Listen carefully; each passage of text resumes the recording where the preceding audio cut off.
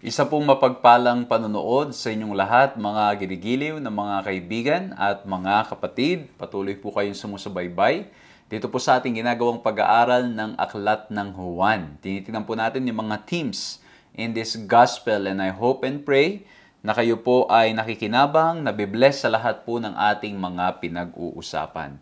Nung nakaraan po nating pag-aaral, we talk about fulfilling Old Testament prophecies. Kung paanong si John ay kanyang inilalatag sa harap ng kanyang mga tagapakinig, ng kanyang mga tagapagbasa o ng kanyang mga audience, kung paano ang ating Panginoon Jesucristo is indeed the Messiah because of how Jesus fulfilled the Old Testament prophecies. And maging yung mga statement ni Jesus Christ that points to this ay nai-record ng maganda ni John. Ano po? Kaya nga po yung 3 points natin, we look at the miracles, the message, and the mindset. At kung inyo pong na-miss yung pag-aaral natin yan, napakadali lang po. You can visit our social media page para po nang sa ganun ay ma-notify po kayo sa mga pag-aaral na ating ginagawa. O hindi pala ma-notify, kundi para nang sa ganun, mabalikan ninyo. Ayan, no?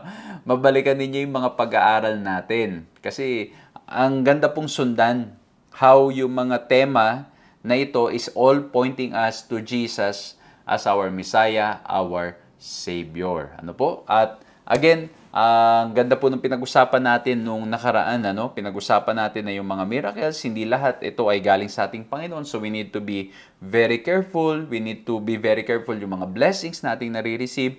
Pinag-usapan din natin yung message that the Word of God is in reality pointing us to Jesus Christ. And then yung mindset, ano, yung maraming mga tao, this is a common theme in the book of John, na may mga tao na their mindset is fixed not to accept, not to believe in Jesus Christ. Kaya naman, ngayon, ang pag-uusapan natin ay ating pong pinamagatang the source of life. Samahan niyo po ako sa ating gagawing pag-aaral na ito.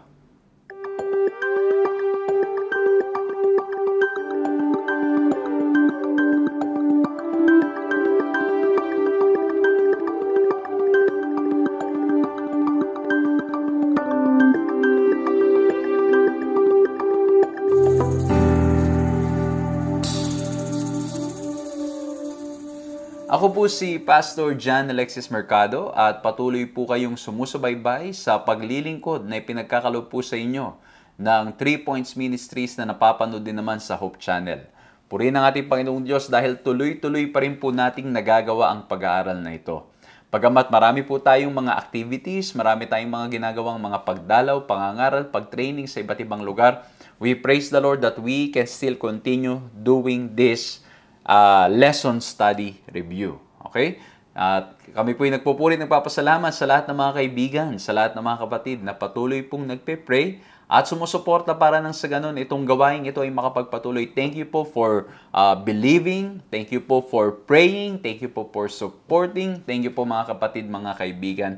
Tunay pong napakalaking kagalakan na malaman ng ating po mga simpleng pag-aaral ay nakikinabang po kayo at nagiging blessing po sa inyo. At ganoon din po mga ginigilo ng mga kaibigan, mga kapatid, gusto ko rin pong imbitahan kayo na patuloy pong sundan ito pong ating mga pag-aaral. You can like, subscribe, hit the notification bell para po nang sa ganun ma-notify po kayo sa mga videos natin ginagawa. And as usual, I want us all, if possible, mga kaibigan, mga kapatid, as your support to share this program. O kung hindi nyo man po ma-share, ay pwede nyo pong i-like, mag-heart kayo dyan, mag-happy face kayo dyan, o kahit ano pang mga reaction para po nang sa ganun ay yung algorithm nitong ating video at mas marami pa pong marating.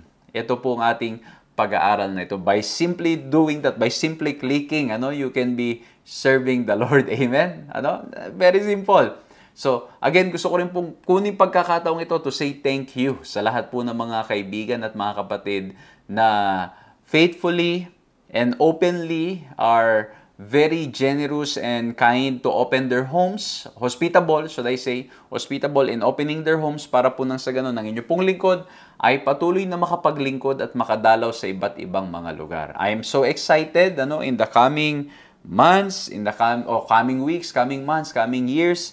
And I'm hoping and praying that by God's grace, He will continue to give us the strength so we can continue doing this kind of ministry, visiting you all, praying for you all, and encouraging one another Madalas po, when I go to one place, I go there to be a blessing to the people who invited us. And praise the Lord, alam niyo po, I end up being more blessed dahil po sa inyong kabutihan at sa inyong pagmamahal. Muli po maraming salamat. Pagpalain kayong patuloy. At ngayon po, sama-sama tayong mag-aral ng salita ng ating Panginoong Diyos. Singin natin ang gabay na nanggagaling sa Kanya. Let's bow our heads and let's pray.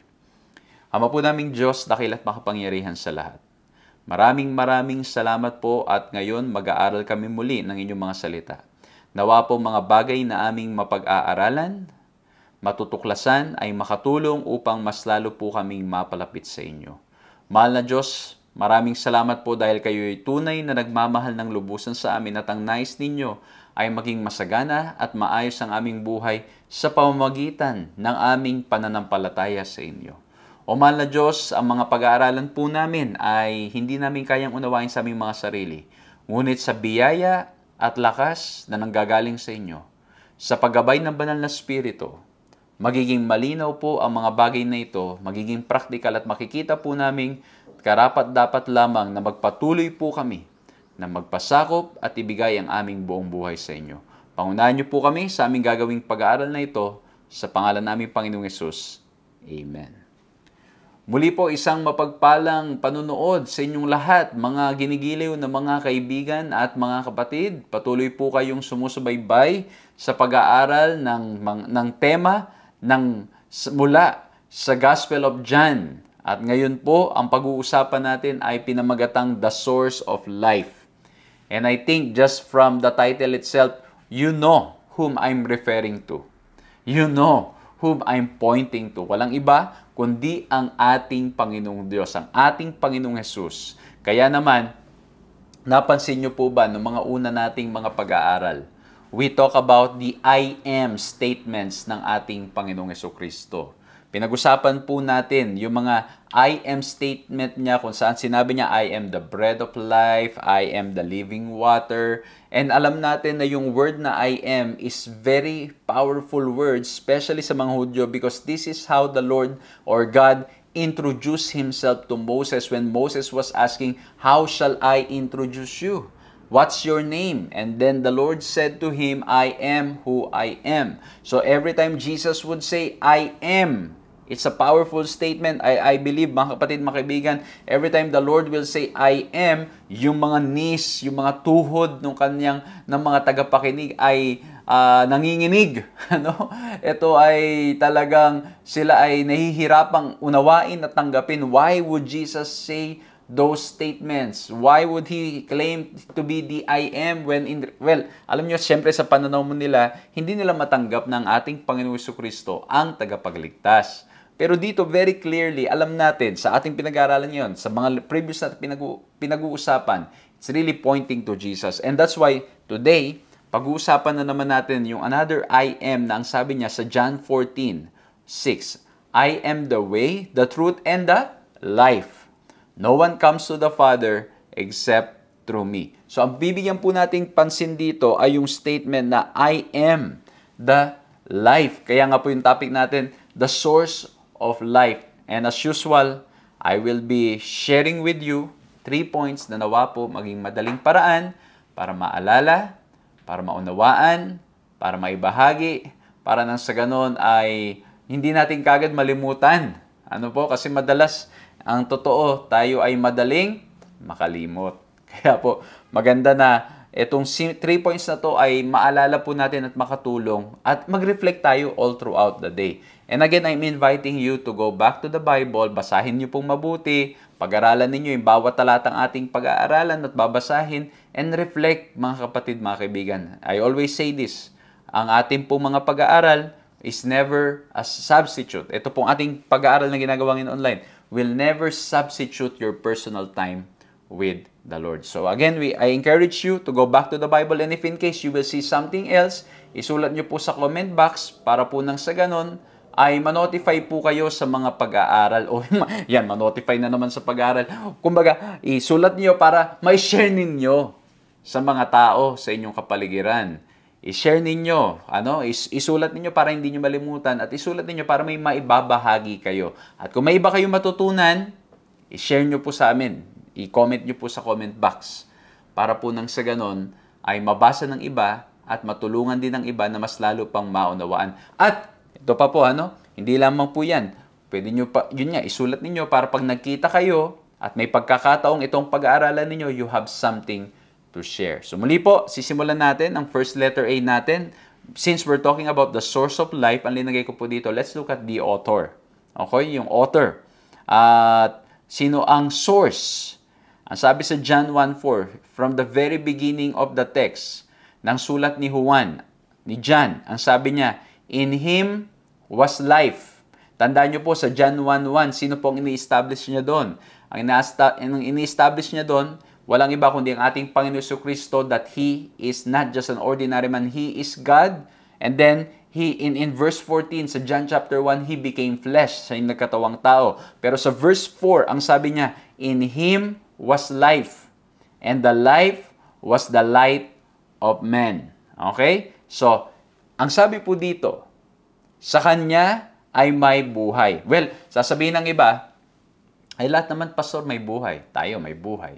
Kaya pwedeng sabihin, in Him was life. Sa akin ay may buhay. Sa Kanya ay may buhay. Pero ito po, yung pagkakabanggit dito sa John 1:4, in Him was life, it seems that this reference to life here has to be divine life and derived eternal self-existence. Ibig sabihin, mga kaibigan, mga kapatid, hindi nakadepende kung kanino man. He is eternal self-existent. It is divine life. It seems, sinasabi kasi, in Him was life. And that's why in John 1:1, John needed to establish that siya ang berbo. He's the Word. At siya ay nagkatawang tao. At siya ay Diyos. At sa Kanya ay merong buhay. Okay? So again, we're looking at the divinity of Christ in just the beginning chapters of the book of John. At ang sabi nga po dito, sa Kanya ay merong buhay. Okay? At hindi lamang may buhay, ito ay divine life. Okay? At dahil ito ay divine life, no wonder He's offering eternal life. Pag-uusapan pa natin yan na mas maigi mamaya. Basahin pa natin to. Throughout the rest of John, this idea of life or zoe is most often expressed as everlasting life. The promise of salvation, we can see these references, John 3:15-16, John 3:36, John 4:14, John 4:36, John 6:27, John 6:40, John 6:47, 6:45, 6:68, 10:27-28. Thus, the one who gave life at creation is the same one who brings salvation, eternal life to a lost world. Ang ganda nito. Kumbaga, you can see some parallelism from the book of Genesis and then in the book of John. In the book of Genesis, it was totally, completely dark, as in a physical world is dark. At ang nangyari po, mga ginigilo ng mga kaibigan, mga kapatid, and then the Lord declared, let there be light. Okay? Magkaroon ng liwanag. At dahil sa salita ng ating Panginoong Diyos, nagkaroon ng liwanag. And now, dito sa 1 verse 4, in Him was life, and the life was the life of men, ipinapakita po dito na sa pamagitan ng ating Panginoong Jesucristo, yung Kanyang ipinagkakaloob na buhay na walang hanggan, ang magiging liwanag natin dito sa madilim at ligaw na sanlibutan. Amen? Ang ganda. Ang ganda. Ang tindi. Ano po kasi bakit? In reality, dito sa mundong ating ginagalawa, napakadilim. I was just preaching this few weeks emphasizing, na dito po sa mundong ating ginagalawan, it's a world of confusion. It's truly a dark world. If you do not have the scriptures with you, you're completely blinded of what's right and what's wrong. Napakagulo. ng sanlibutan ating ginagalawan. Napakagulo ng ating buhay na nakikita ngayon dito sa ating mundo. Lalo na when you go to countries na talaga namang ang salita ng ating Panginoong Diyos ay parang hindi na nila pinapahalagahan. Kaya naman, sinasabihan po tayo ngayon sa ating pag-aaral, the author of life, sa kanya'y may buhay at ang kanyang buhay na ipinagkakaloob at ang mismong buhay niya ang liwanag ng mga tao. And so, when we come to Jesus Christ, we see the light. When we come to Him, He gives us we not only see the light, okay, in Him. Kasi bakit? Siya ang liwanag natin, siya ang gabay natin. Sa salita nating Panginoong Diyos, pinapakita ng salita natin, ang salita nating Panginoong Diyos ay ang ating liwanag. It's the lamp and it's the light sa ating mga buhay. But the good news is, as we receive Him, as we accept Him, He gives us that life, that eternal life that serves as our light here in this world. Kasi bakit? Dito sa mundong ating ginagalawan, mga ginigiliw na mga kaibigan, mga kapatid, madalas, ang hanap natin ay mga bagay na magpapasaya sa atin, which is not wrong, but sometimes we're looking at it in the wrong direction instead of getting it from the Lord. Kaya po ang sabi sa John 10:17-18, "The reason my Father loves me is that I lay down my life only to take it up again." Ang tindi nitong statement na to. "No one takes it from me, but I lay it down of my own accord. I have authority to lay it down and authority to take it up again. This command I received from my Father." Itong statement na to nagpapakita that indeed He has divine life. Kumbaga sabi ng ating Panginoon Jesucristo, I can give it and I can take it up again. Ha? Kasi bakit?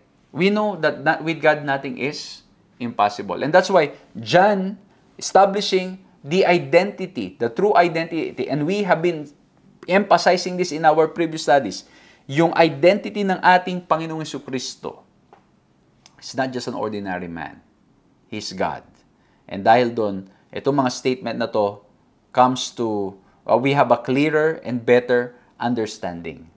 That's why no wonder, nung nandito po siya sa lupa, He can, of course, He always connects Himself to the Father. Kaya ang ganda rin yung statement, "This command I received from my Father." Ang nangyari mga kabayan, mga kapatid, He's able to give life sa mga tao. He's able to, in reality, literally, He can give life to those who are dead. Kasi bakit? Yan ang purpose ng ating Panginoong Diyos. Tayo magkaroon ng buhay. At hindi lang basta buhay, kundi masayang buhay. Tingnan nyo, sabi sa John 10:10, "The thief comes only to steal and kill and destroy. I have come that they may have life and have it to the full." Sa ibang translation, that have it more abundantly.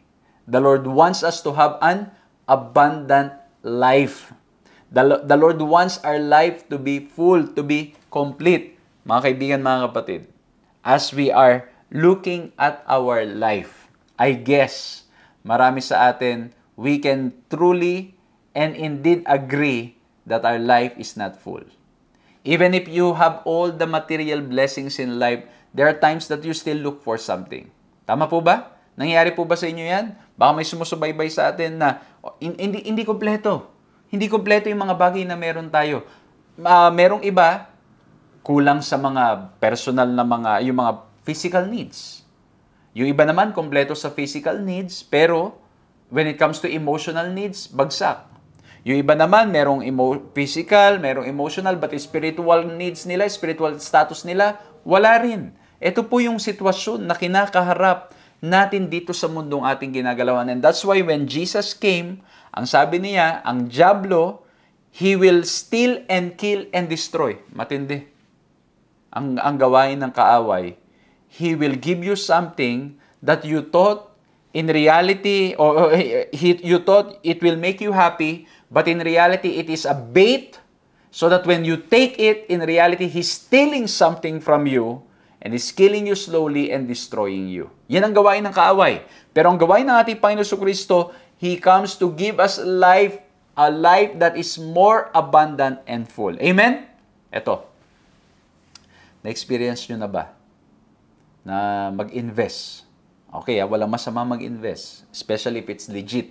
Okay? Pero pag hindi legit, ingat-ingat tayo mga kapatid, mga kaibigan. Ako, marami na po akong mga kapatid, mga kaibigan, na ating pong nakausap, na you invested, at pagkatapos mo mag-invest doon sa taong lumapit sa iyo, o minsan kaibigan mo pa, minsan best friend mo pa, minsan ninong mo pa, o ninang mo, o minsan kakilala mo, and then after you have invested, anong nangyari? Yung hard-earned money mo, ininvest mo, Ano nangyari bigla?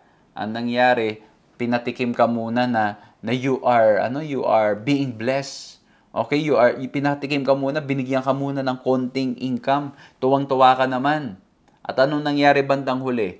Hindi mo napansin, ang ginawa na pala, unti-unti na pala, na hindi na pala ibabalik yung mga una mo pang ininvest. So, ano pong design nun? Kumbaga, binigyan ka niya muna ng konting kasiyahan, pero ang totoo, in reality, ang purpose niya, nanakawin niya rin lahat. Tapos ano magiging ending? Masaya ka sa umpisa, then sa dulo, ano nangyari? Kalungkutan ang nadarama. Kasi bakit? Yung hard-earned money mo, nawala.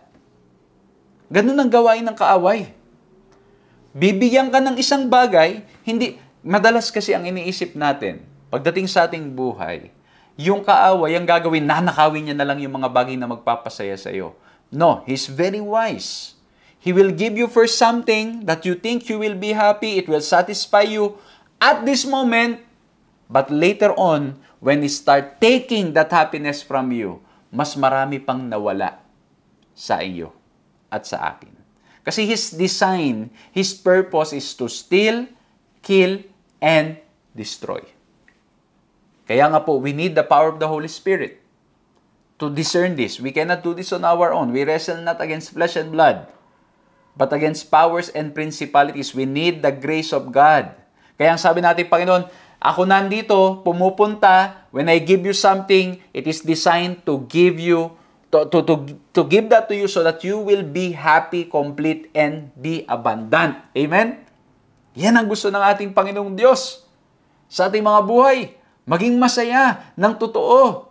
Yung kasiyahan kasi ng sanlibutan, pansamantala. Pero yung kasiyang nanggagaling sa ating Panginoong Diyos, it is eternal. Kaya nga po, ito yung sinasabi ko po, mga kaibigan, mga kapatid, na pagdating sa buhay, wala tayong ibang malalapitan na magbibigay sa atin ng buhay, kundi ang ating Panginoong Hesukristo. Yes, it's true. You can have all the things in life and still be miserable. Pero sabi nga ng iba, pastor, maganda rin yung you have all the things in life and still you're happy in the Lord. Amen. Ano po? Amen. Kung mangyayari po yan, praise the Lord po. Yan ang magandang mangyari. Na we are blessed and at the same time, blessed materially and also blessed spiritually, and we're using those material blessings to be a blessing to the people around us. Amen? Okay, so now, let's continue.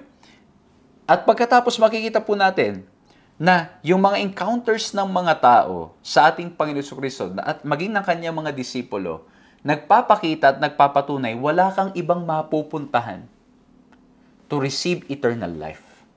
Wala kang ibang mapupuntahan para maging masaya. Kasi bakit? Sa John 6:68, bigyan ko lang kayo ng context. Pinag-aralan natin ito nakaraan. Kaya nga sabi ko sa inyo, balikan ninyo para hindi nyo ma-miss. At sabi po doon sa John 6:68 ay ano?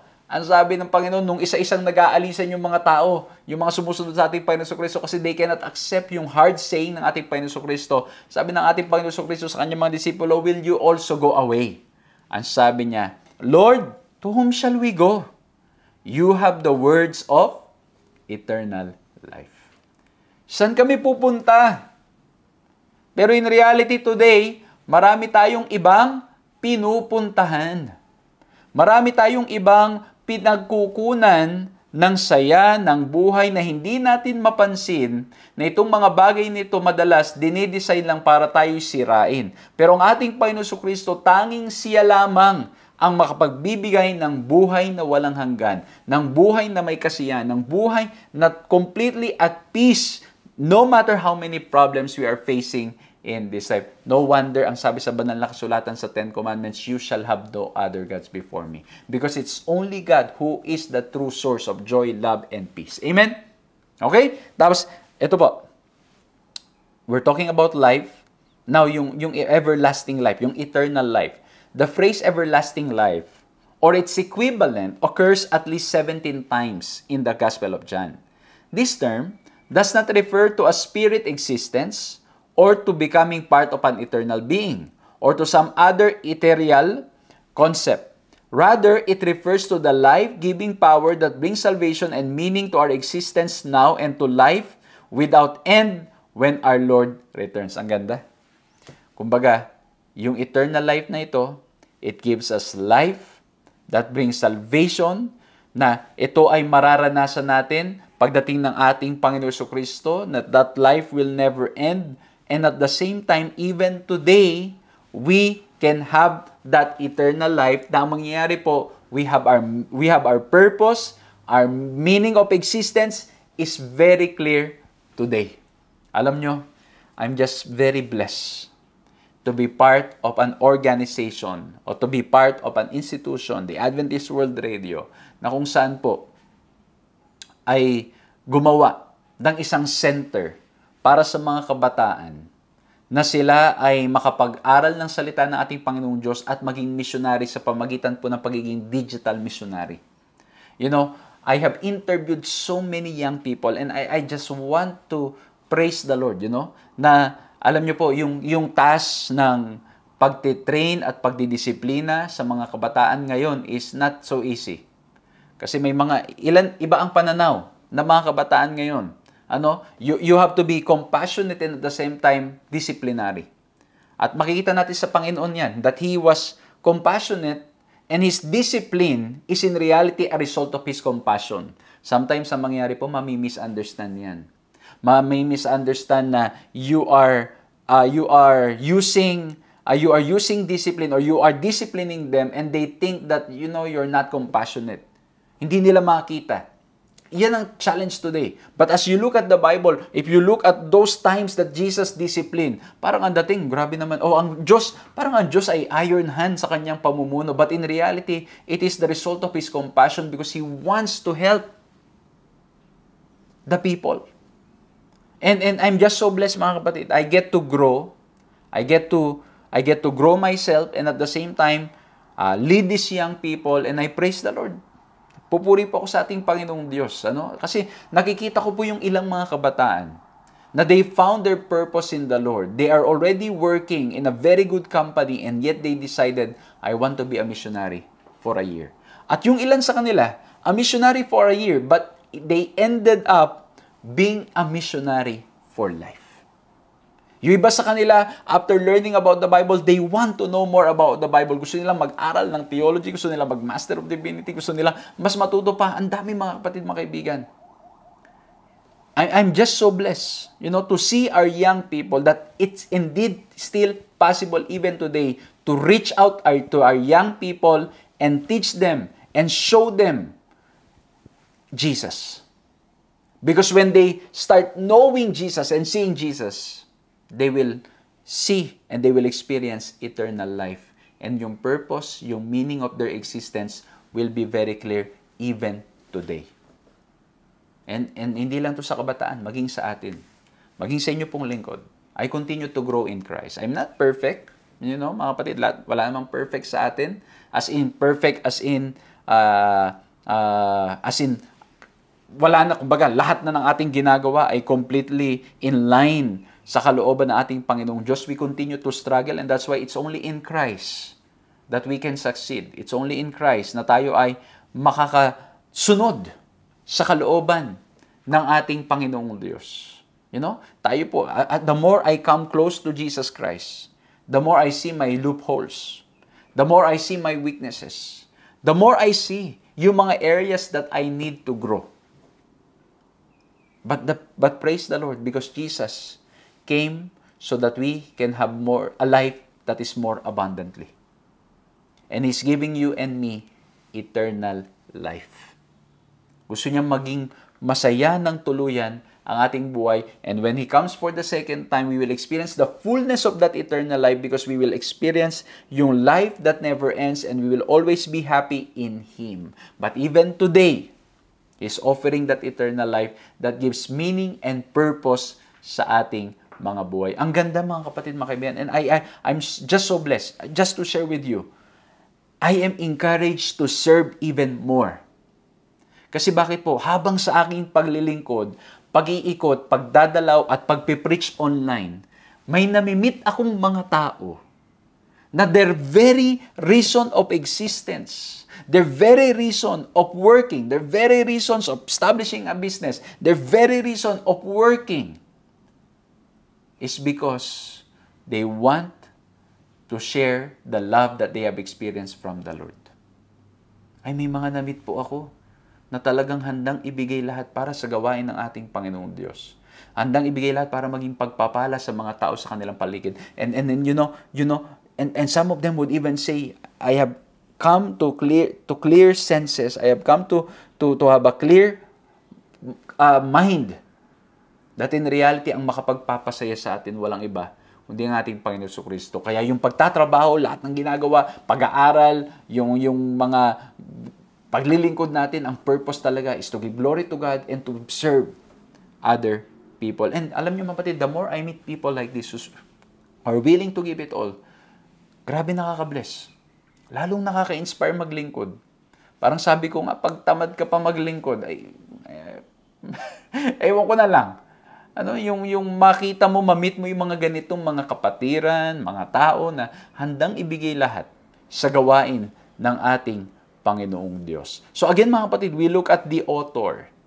Sa ating Panginoong Jesucristo, He is introduced in John chapter 1 as not just an ordinary man, His identity, His true status, He is God, He is divine, and He has life in Himself. It's a divine life. He can give it, He can take it away, but He can also return it. And then, very clearly, the Lord wants to give this life to us. He wants us to be happy. He wants us to find our purpose, our meaning of existence here on this world.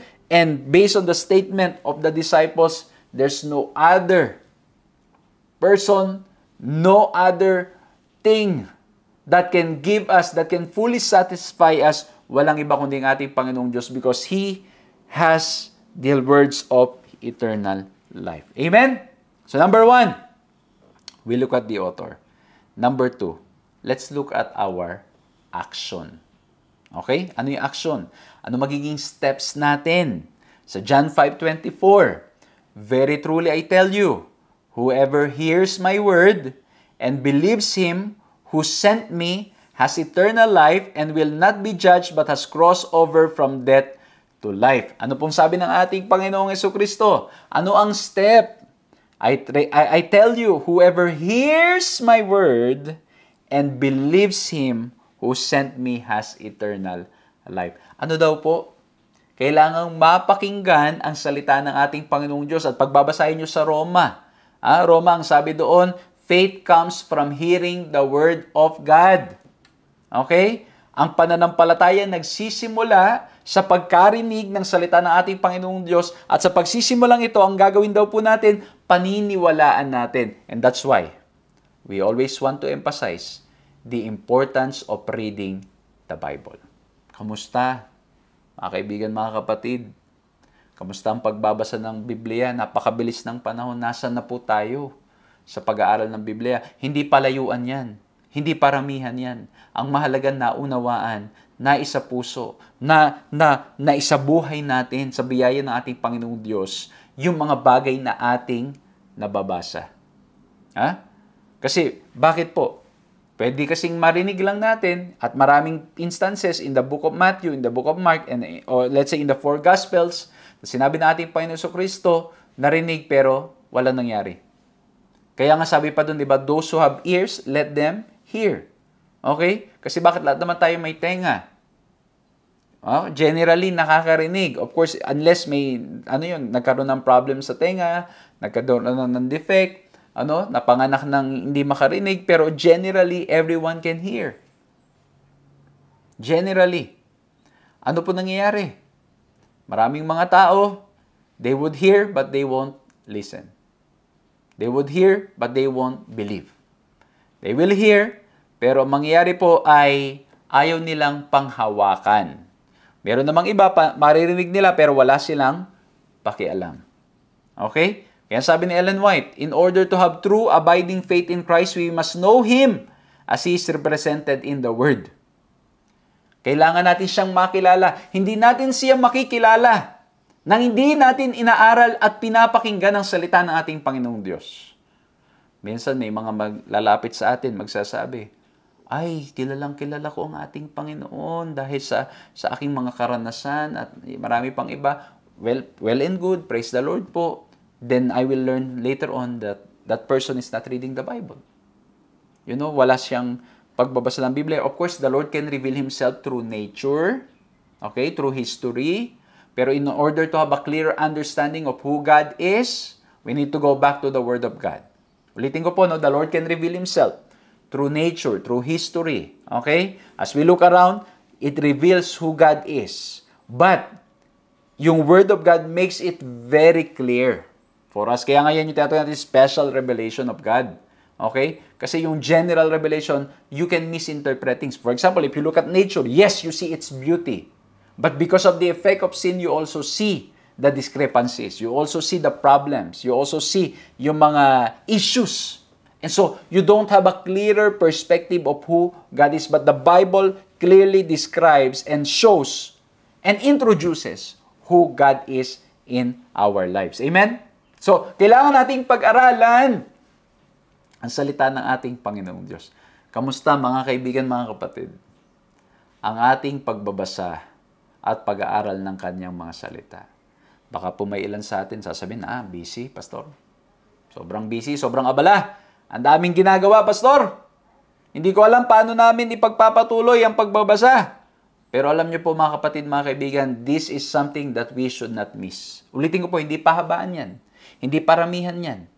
But of course, the marami kang mababasa, the better. Pero abang nagsisimula pa lang, basang mahalaga, you read it and then pray to the Lord, Lord, give me the strength to read your word. Help me to listen. Alam niyo po, meron ako mga kakilala. They have a hard time reading. Kasi pag sila'y nagbabasa, sila'y inaantok. Nangyayari ba sa inyo yan? Yung kayo nagbabasa, konting basa pa lang, 2 linya, 3 linya, 4 na linya, antok na. Alam mo yun, yung hindi ka naman inaantok. Pero anong nangyari, nagbasa ka, inantok ka na kagad. Yung gising na gising ka pa. At pagkatapos, nagbasa ka, inantok ka na kagad. May mga taong ganun. Kaya po meron ding mga ginawa ng mga device that can help us. Ano po yun? Meron tayong tinatawag na audio Bible.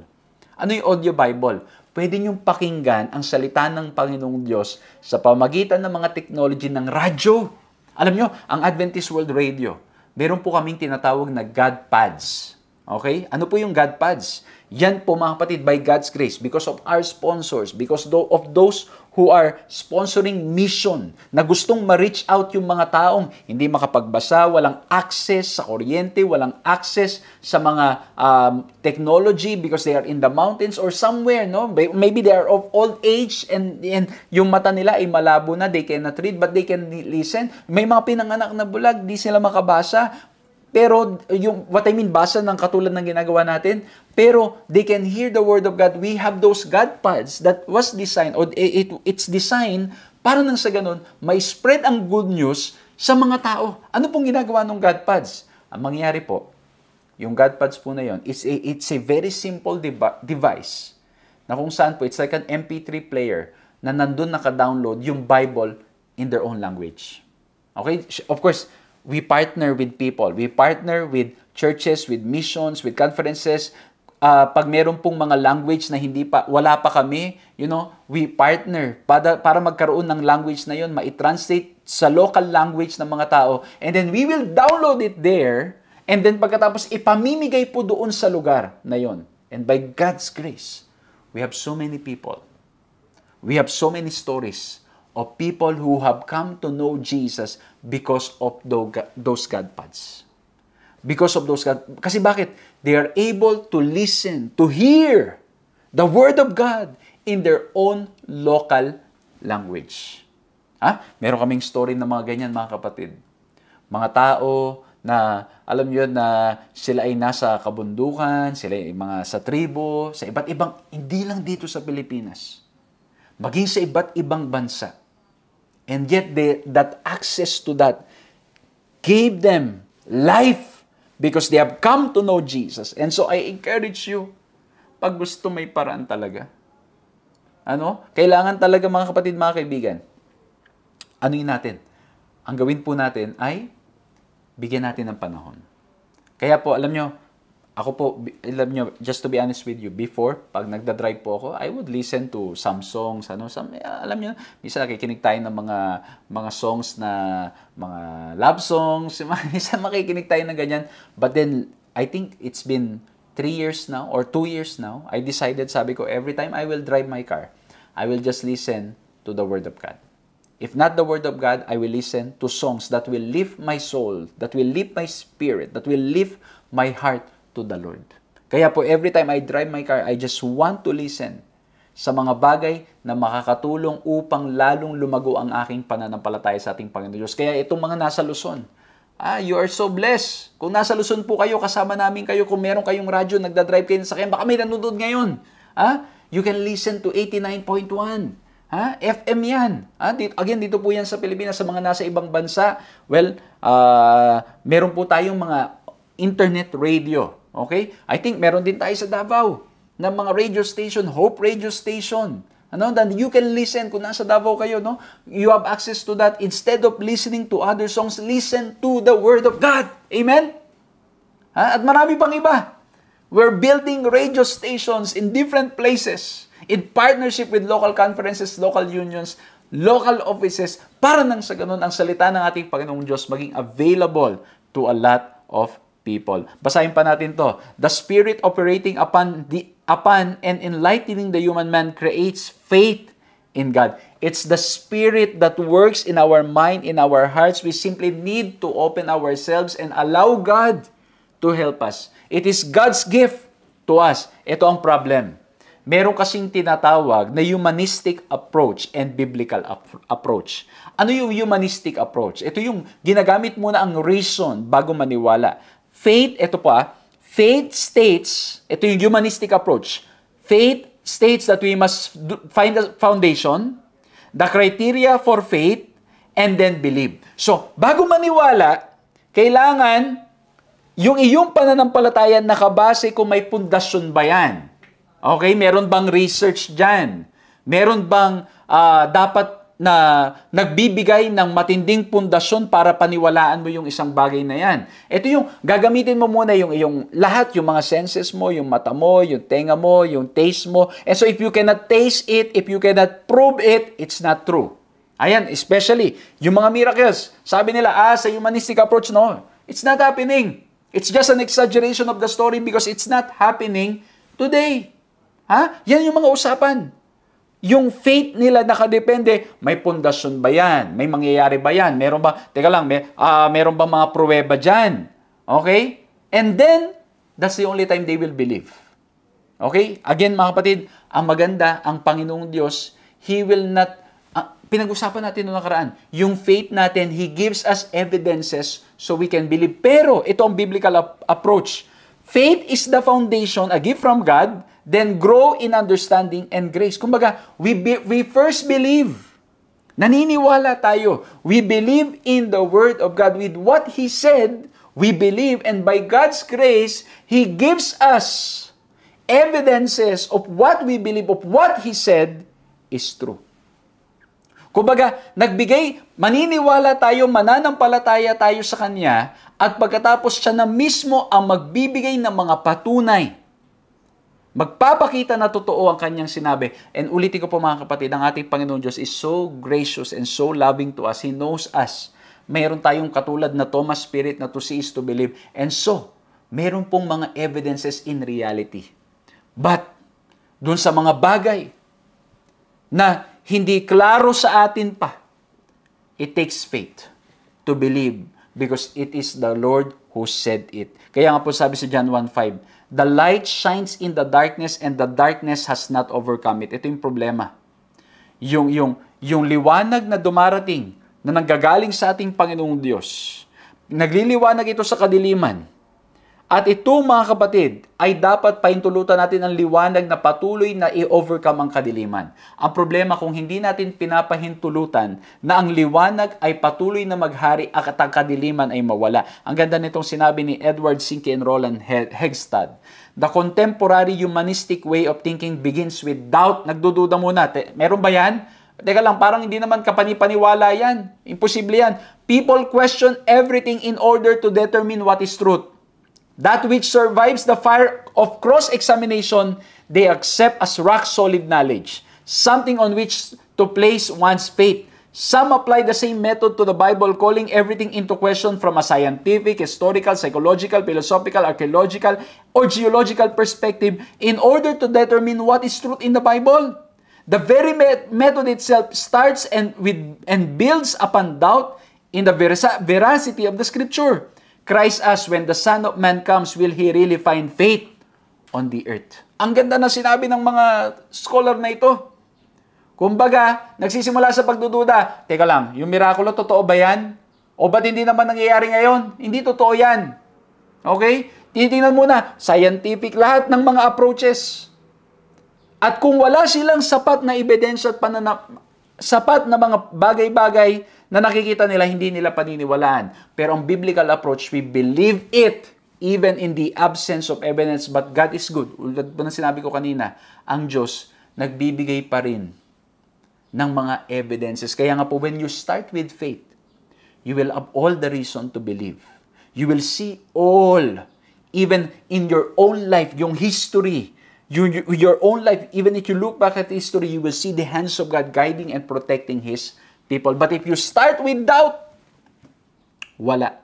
Kaya po ulitin ko mga kapatid, ang step natin is to hear the Word of God and believe, to have faith. Ha? Pero kailangan mga kapatid, yung faith that we believe in His words. Yung faith na we believe in His word. Naalala nyo yung mga instances sa Bible? Like yung story of 12 spies.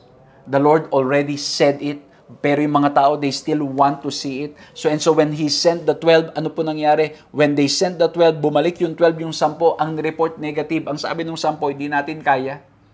Hindi natin kaya, mahirapan tayo. Although from the very beginning, the Lord already said, you can overcome it. You can conquer them. Kaya yung dalawa, ang sabi ni Joshua at Caleb, nakita namin, ang lugar, matatangkad sila. But as the Lord said, we can overcome it. Pero ang ginawa nung 10 spies, ang sabi nila, teka lang, tinignan nila siguro yung braso. Tinignan nila yung braso, tapos kinumpir nila sa kanila, naku, yung braso ko ang liit. Sila ang laki. Teka lang, yung mga espada nila o yung mga equipment nila sobrang advanced, mas advanced pa kaysa sa atin, hindi natin kaya. Wow, grabe, ang tindi ng kanilang sitwasyon dito. Hindi natin kaya. And so ganun mga kapatid, based on their human perspective, they did not believe in the Word of God. Because of their human perspective, na mas maliit yung muscle nila, maaaring ganun, mas advanced yung technology nung kaharap nila, ay hindi natin kaya yan. But those two, Joshua and Caleb, they believe in the Word of God. Sinabi ng Diyos, kaya natin. Kaya kaya natin. Sinabi ng Diyos na mako-conquer natin. And so by faith, we can conquer. Kahit maliit pa yung muscle natin, kaya natin yan kasi kasama natin ang ating Panginoong Diyos. That's how faith is. We believe in what the Lord says. That's why it begins with the Word of God. It begins with hearing His words. And then we obey it. Tingnan nyo, yung story ni Eve, ano nangyari? He doubted God's word. Ang sabi natin, Panginoong Diyos, mamamatay kayo dyan. Pero ang sabi ng kaaway, hindi kayo mamamatay. Ang sabi pa ng kaaway, magiging gaya ka ng Diyos. And so ano nangyari kay Eve? Because of envy and at the same time, because of doubt from the Word of God, she disobeyed. Ganun ang nangyayari mga kapatid, mga kaibigan, mga kapatid.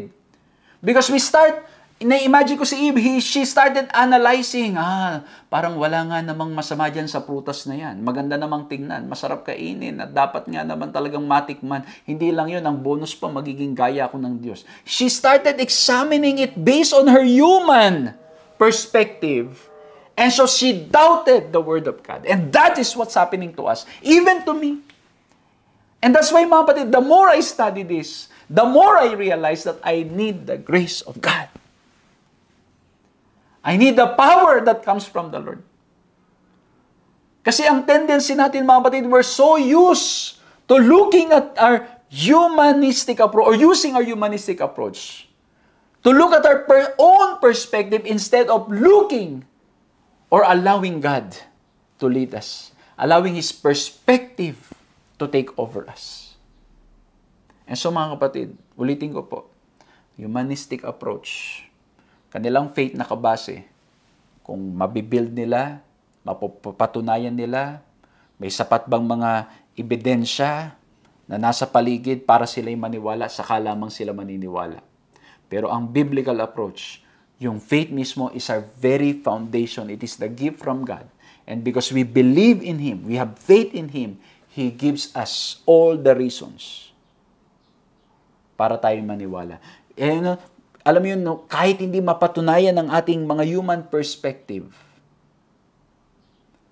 ng ating mga pananaw. Halimbawa, yung mga miracles. Maraming nagdududang sabi, hindi talaga nangyari yan kasi hindi naman nangyari ngayon. Yung paglakad ni Jesus sa tubig, hindi naman nangyari ngayon. So, hindi totoo yan. Ganun na nangyayari, mga kapatid, mga kaibigan, mga kapatid. Yung hindi kayang patunayan ng ating mga sariling pananaw ngayon, hindi pinaniniwalaan. But the Lord wants us to have faith in Him. Because when we have faith in Him, He gives us, He opens our minds, He illumines our minds. Hindi tayo completely blinded. At siya ay tumutulong sa atin na upang mas lalo pa siyang makilala at maisuko natin ang ating buhay sa Kanya. Amen? And so that's our action. We start with reading the Word of God. We believe, we have faith in the Lord. True faith in the Lord. Kaya ang ganda nung tanong ni Jesus, O tanong ni Christ, when the Son of Man comes, will He find faith on earth? Will He really find faith on earth? Meron ba tayong pananampalataya para paniwalaan ang Kanyang mga sinasabi at hindi magduda, especially when we start reading the Word of God. And lastly, we look at the author, the action, and lastly, the aftermath. Ano mangyayari? If you believe, what will happen? If you don't believe, what will happen? Ito po, in short, John 3:18. Ito, napakaiksi. I emphasize so much on the first point and second point, pero itong dulo, ito lang, John 3:18. Aftermath. Whoever believes in Him is not condemned. Whoever believes in Christ is not condemned, but whoever does not believe is condemned already because he has not believed in the name of the only Son of God. Ang mangyari, mga kapatid, those who will not believe, they are condemned. They will not receive eternal life because they cannot believe. They doubted the Word of God. But those who believe, they receive eternal life. They are not condemned. They will be with the Lord forever. Mga kapatid, mga kaibigan, the choice po is with us. The choice is with you, kaibigan, mga kapatid. Will you believe or not believe? Will you use humanistic approach or biblical approach? Will you have faith or will you doubt? I hope and pray na ngayon pong pag-aaral na to, whatever the Lord says, we will believe. We will have faith. May mga bagay na hindi natin maintindihan. May mga bagay na sinabi ng Diyos na dapat natin gawin and yet it's not clear to us. How? Wala tayong sapat na mga evidences based on our humanistic approach. But I hope and pray, we will pray, Lord, help my unbelief and help me to have faith in You. Nawa po maging buhay natin ay paglakad lagi sa pananampalataya at hindi lamang sa ating mga sariling pananaw. Pahintulutan natin ang banal na Spiritong kumilos sa ating mga puso't isipan. Pahintulutan natin ating Panginoong Diyos na gumawa sa ating mga buhay. And He will reveal to us who He is. And the more He reveals Himself to us, the more we can trust Him. The more we believe, the more He will lead us. The more He will guide us. Because in reality, mga batid, itong nais talaga ng ating Panginoong Diyos. He comes to give us life and to have it more abundantly. The question is, are we willing to experience that? We can only experience that if we have faith, true faith in Him. Nawa na-bless kayo sa ating 3 points ngayon. We look at the author, the action, and the aftermath. Let's bow our heads and let's pray. Maraming salamat po, mahal na Diyos, sa aming napag-aralan ngayon. Salamat po sa napakagandang mga paalala. Pinupuri po namin ang inyong pangalan sapagkat kayo Diyos na mapagmahal at Diyos na mapagpatawad. Salamat po, Panginoon, sapagkat tunay po na napakabuti ninyo that you want us to experience life. You want us to have an abundant life. You want us to experience the eternal life that you are willing to give to all of us. And even now, that eternal life will give us purpose and meaning sa aming pong existence sa buhay na ito. And when you come for the second time, we will experience the fullness of it. We will be with you forever. And so, Lord, tulungan niyo po kami. Tulungan niyo po kaming manampalataya. Madalas, Panginoon, kami nagdududa. Madalas po, Panginoon, pinapahintulutan namin ang mga sariling mga reasoning, sariling mga perspective, analyzation, examination. Madalas, Panginoon, hinahayaan namin ang aming mga sariling kakayanan para sukatin ang inyong kakayanan at ang inyong kalakasan sa halip na kaming maniwala at magtiwala sa inyo. Lord, tulungan niyo po kami na magtiwala lamang. At sa panahon kami nagdududa, tulungan niyo po kami mananampalataya. Bigyan niyo po kami ng lakas. At anumang problema at pagsubok na kinakaharap ng aking mga kaibigan at mga kapatid. At sa panahon kami nagdududa na mahal na Diyos, tulungan niyo po kaming patuloy na magtiwala at sumampalataya sa inyo. Maraming salamat po sa inyong pamamatnubay at paggabay. Patuloy niyo po kaming samahan at patuloy kaming palakasin. Anumang problema, anumang pagsubok, tulungan kaming manghawak sa inyo. Purihin ang inyong pangalan sa pangalan ng aming Panginoong Hesus. Amen. Maraming salamat po sa inyong ginawang pagsama sa ating programang ito. Nawa po'y na-bless kayo, nawa po'y nakinabang kayo. And once again, we invite you to continue to join us in our studies. At mga kapatid, mga kaibigan, gusto ko lang po magpasalamat sa inyo sa inyong patuloy na pananalangin, pag-support sa ating gawain, and that's why we continue to do this. We are able to continue doing our online and face-to-face ministries, and by God's grace, we will continue doing this all for the glory of God. Makita-kita po tayong muli sa susunod na pag-aaral. God bless you all.